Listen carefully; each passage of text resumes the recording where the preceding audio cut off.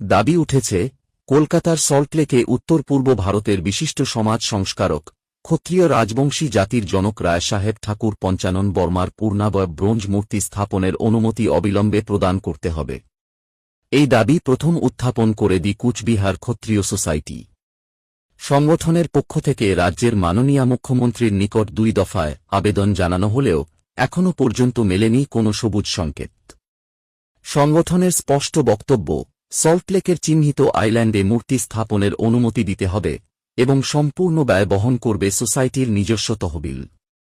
এই দাবিকে সামনে রেখে 28শে ফেব্রুয়ারি 2026 কলকাতা প্রেস ক্লাবে অনুষ্ঠিত হয় এক সাংবাদিক বৈঠক।